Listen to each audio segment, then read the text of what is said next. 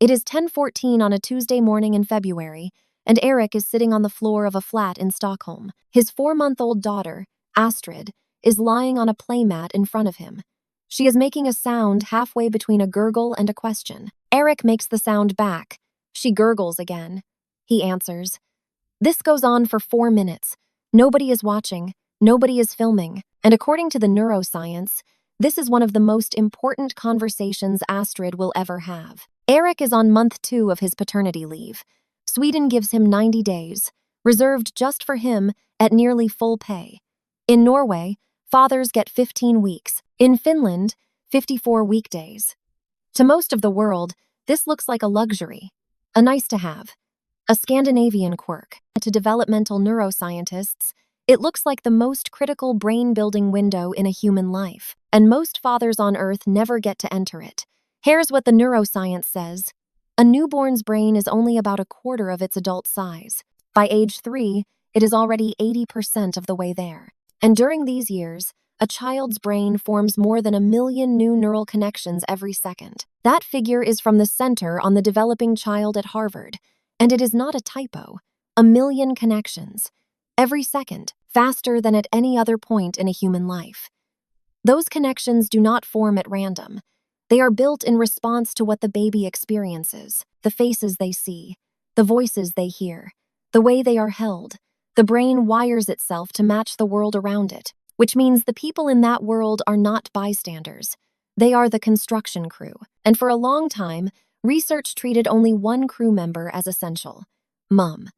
Dad was the backup, the one who stepped in when Mom needed a break. That picture has been falling apart for 2 decades. A 2017 study, led by Vaheshta Sethna and Paul Ramchandani at the University of Cambridge, filmed fathers playing with their babies at just 3 months old.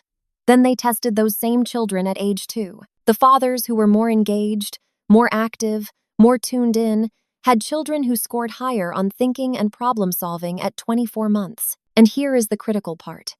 It held even after accounting for how sensitive the mother was. The father was adding something of his own, and it showed up a 1.5 years later. It is an association, not a guarantee, but it has been found more than once, and it points the same way every time. So what is a father actually adding? A lot of it comes down to something Harvard's researchers call serve and return. Your baby serves a coo, a gurgle, a reach, a look, and you return it with a word, a smile, a touchback. That back and forth, repeated thousands of times, is what physically lays down the brain's wiring. Every serve, every return. Every single one is laying a brick in the neural architecture your child will use for the rest of their life. And it does something else just as important.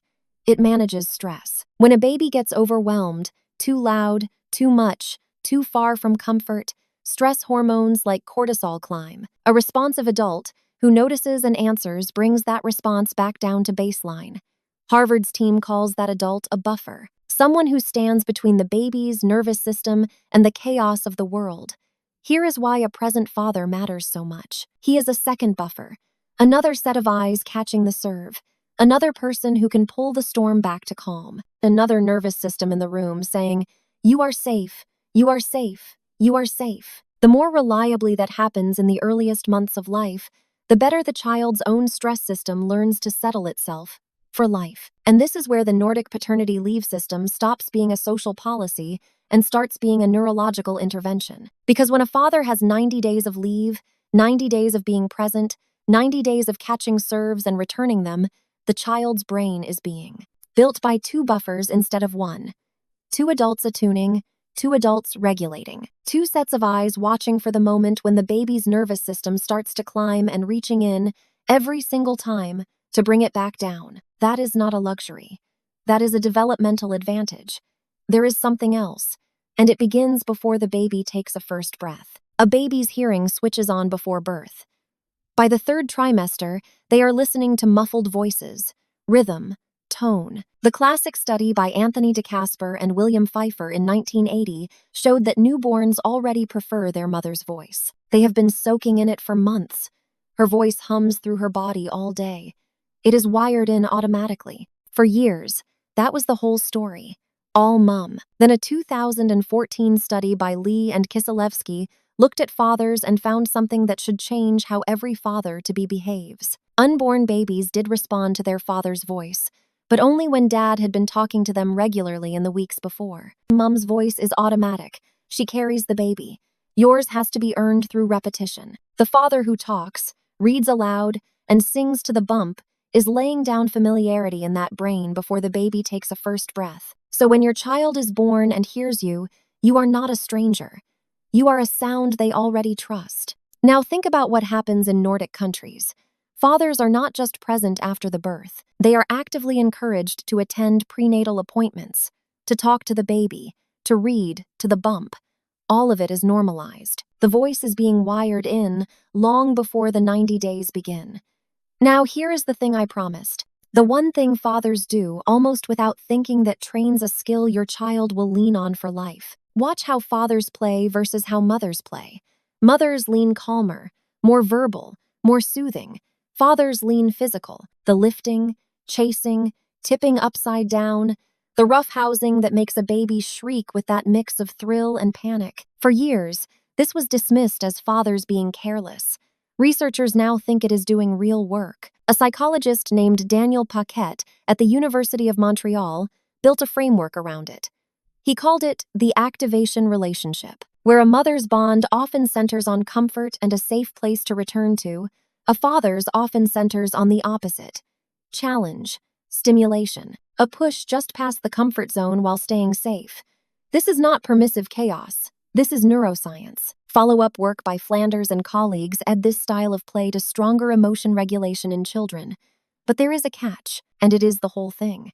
It only works when the father keeps the play regulated. When the father stays tuned in and eases the game back down before it tips into chaos, the U0069LD learns something extraordinary. They learn they can get wildly excited, feel out of control, ride the edge, and come safely back down. That is a rehearsal. Over and over, in the safest possible setting, the child practices going from overwhelmed back to calm. And that skill, feeling a huge feeling and finding your way back from it, is one of the most important a human being ever builds. When the roughhousing is just chaos with no steady hand, the benefit disappears. The presence has to be regulated presence. Now think about what happens when a father has 90 days of leave. That is 90 days of rough and tumble play. 90 days of tipping the baby upside down and catching them before they tip into overwhelm. 90 days of rehearsals for the most important emotional skill a human being ever learns. When fathers return to work after 2 weeks, that rehearsal window slams shut before it ever really opened. There is one more role, and it kicks in near the end of the first year. It is called social referencing. When a baby hits something new, a stranger's face, a loud noise, an unfamiliar room, they freeze, and they check your face to decide how to feel. They literally borrow your emotional reaction and use it as their own. Look calm and curious, and they explore.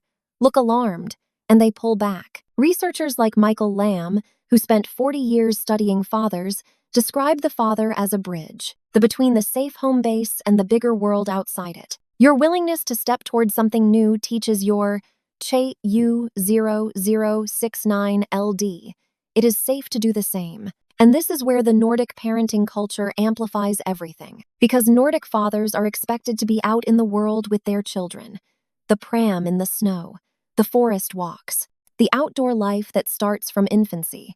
The father is not just a bridge. He is the bridge who is actively walking the child across it every single day. Each walk through the winter forest, each trip to the outdoor cafe with the pram parked in the snow, each new face and new sound is a social referencing lesson, and the child is looking up at the father's face every time, checking, is this safe? And the father's calm, easy expression, the one that says, the world is interesting and you belong in it, becomes the signal that wires their brain, for exploration instead of fear.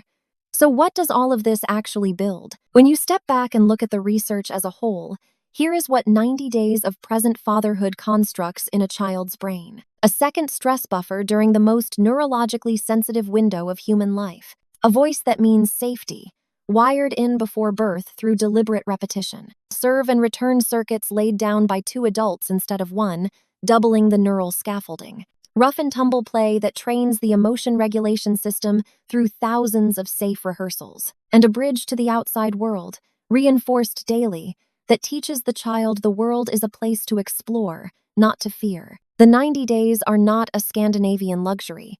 They are a neurological intervention. The science is not subtle about this. It is just quiet. Now, what does this actually look like on an ordinary evening for a father who does not have 90 days? Because I know who is watching, and most of you do not live in Sweden. Most of you are trying to build this bond in the 2 hours between picking up from childcare and bedtime. So here is what the research translates to. Smaller than you think. First, narrate your day out loud. Even the dull parts. Folding the laundry, making breakfast, driving to the shop. You are feeding that voice straight into their brain. Remember Lee and Kiselewski. Familiarity has to be earned through repetition. Every word you speak in their direction is a deposit. Second, get down on the floor at their level instead of watching from the sofa. Presence means being in it, not near it. The serve and return circuits do not build themselves when you are in the same room. They build when you are at eye level, tuned in, catching the serves. Third, when they glance up at you unsure, give them the calm, easy face. You are the signal that the world is safe. Michael Lamb's bridge is built one glance at a time. Fourth, do the roughhousing. Tip them upside down, chase them, make them shriek, and be the one who knows exactly when to bring it back down. Paquette's activation relationship depends on regulated chaos, not chaos. Regulated chaos. You are the regulator. Fifth, answer every serve, every coo, every babble, every reach, like it is the most interesting conversation you have had all day. Because according to the Center on the Developing CHU0069LD at Harvard, it is. None of this costs money. None of it requires a degree. None of it depends on your government giving you a single day of leave. It is 7:42 inches the evening now, and Eric is sitting on the same floor in the same flat in Stockholm. Astrid is asleep in the next room. He did not do anything extraordinary today. He did not teach her letters or numbers. He did not buy her anything. He sat on the floor. He made sounds back at her. He held her when she cried. He tipped her upside down twice, very gently, and she laughed so hard she got the hiccups. And the neuroscience says that was enough. That was everything. Because the brain your child will use for the rest of their life is being built at this exact moment. 1,000,000 connections every second. And you are holding the blueprint. You are not waiting to matter.